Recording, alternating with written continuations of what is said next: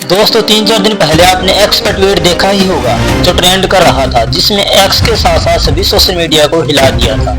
क्योंकि एक्स पर ट्वीट तो बहुत होते हैं, लेकिन कुछ ही पल में मिलियन में ट्वीट होना बहुत ही हैरान करने वाली बात है। तो दोस्तों आखिर ये एक्स पर ट्वीट ट्रेंड क्यों कर रहा था? दोस्तों इन दिनों यूपी के हाथरस में एक बहुत ही भयानक हादसा हुआ, जिसमें सैकड़ों लोगों की मौत हुई। और ये हादसा एक सत्संग के दौरान हुआ, लेकिन मेन मुद्दा तो ये है कि आखिर इस हादसे से उस ट्वीट का क्या कनेक्शन है। देखो दोस्तों, बात आखिर ये है कि हाथरस में जो हादसा हुआ उसकी वजह से बाबा साकार विश्वहरि माने जा रहे हैं, क्योंकि इनके उपलक्ष्य में सत्संग समागम हुआ और ये अब न्यूज हाईलाइट बन गई है। लेकिन दोस्तों हम भारत की मीडिया को जानते ही हैं कि वो न्यूज में कितनी सच्चाई दिखाते हैं। देखो मीडिया का काम होता है सच्चाई दिखाना, लेकिन मीडिया दिनों दिन पैसे और ऑडियंस के चक्कर में कुछ भी दिखा रही है। मुद्दे की बात न करके कुछ और ही दिखाना शुरू कर देते हैं। और इसी का जवाब जनता ने कुछ ही मिनट में एक्स पर 1 मिलियन से भी ज्यादा ट्वीट करके दिया। मतलब हद है यार, कुछ फर्जी बाबा और संतों के चक्कर में निर्दोष संतों को भी गिन लो।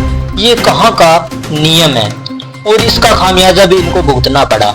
ये अपनी इमेज को ही गिरा रहे हैं, क्योंकि जनता अब गोदी मीडिया को अच्छे से समझ चुकी है और जनता अब इनको जवाब दे रही है। सोशल मीडिया प्लेटफॉर्म एक्स पर ट्रेंड हुआ। मीडिया का काम अफवाहें फैलाना नहीं, सच्चाई बताना है। और stop fake news on Saint Rampal ji. खबर के अनुसार आज तक, news nation, India TV, Times Now Nav Bharat, ABP news, Zee Bharat सहित अन्य चैनलों ने बीते कल 3 जुलाई को संत रामपाल जी पर अवैध गर्भपात सेंटर खोलने के बेबुनियाद आरोप लगाए। रामपाल पर यौन शोषण जैसे आरोप भी लगे थे, जिस मामले में उन्हें जेल भेजा गया।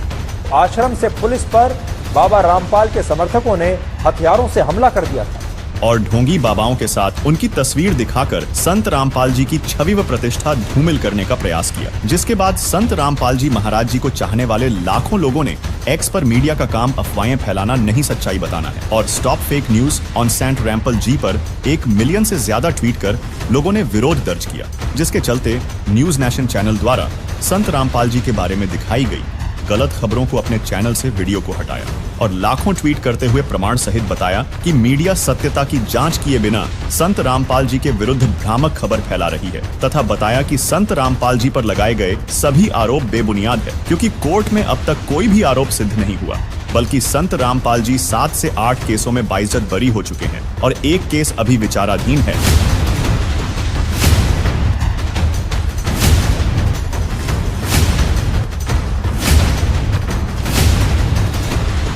इसलिए भारतीय मीडिया संत रामपाल जी महाराज के विरुद्ध भ्रामक खबर दिखाने के लिए सार्वजनिक रूप से माफी मांगे, अन्यथा उस पर कानूनी कार्रवाई की जाएगी।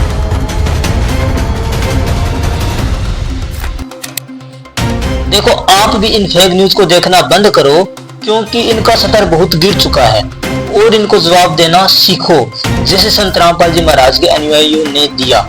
नकली संतों के साथ संत रामपाल जी को भी जोड़ दिया और इन पर रेप और दुष्कर्म जैसे केस लगा दिए, बल्कि संत रामपाल जी महाराज पर कोई ऐसा केस नहीं है। और गोदी मीडिया को तो यहाँ तक पता है कि पहले भी संत रामपाल जी महाराज के बारे में अखबारों में झूठी खबर फैलाई और फिर माफीनामा भी मांगना पड़ा।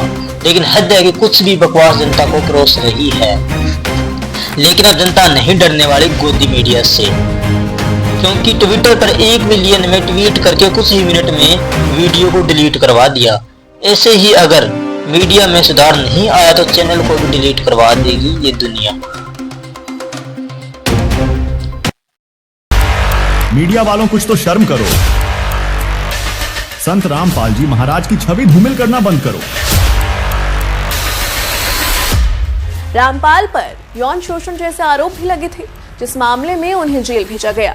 सच्चाई यह है कि संत रामपाल जी महाराज पर कोई यौन शोषण का आरोप नहीं है, जबकि सभी झूठे केसों में वो बरी हो चुके हैं और ना ही उन पर दुष्कर्म का कोई केस है।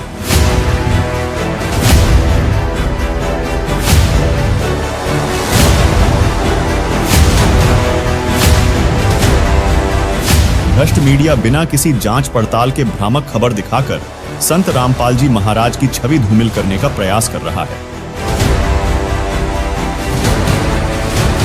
भ्रष्ट मीडिया माफी मांगो। बाकी बाकी अब आपको भी समझ में आया कि हाथरस की घटना के साथ इस ट्वीट का क्या कनेक्शन था जो आपको इस पूरी वीडियो में बताया गया। बाकी दोस्तों आप भी जरूर बताएं आज की मीडिया के क्या हाल हैं, और आपका दिल से धन्यवाद जो वीडियो पर बने रहे। बाकी कमेंट्स में जरूर बताएं।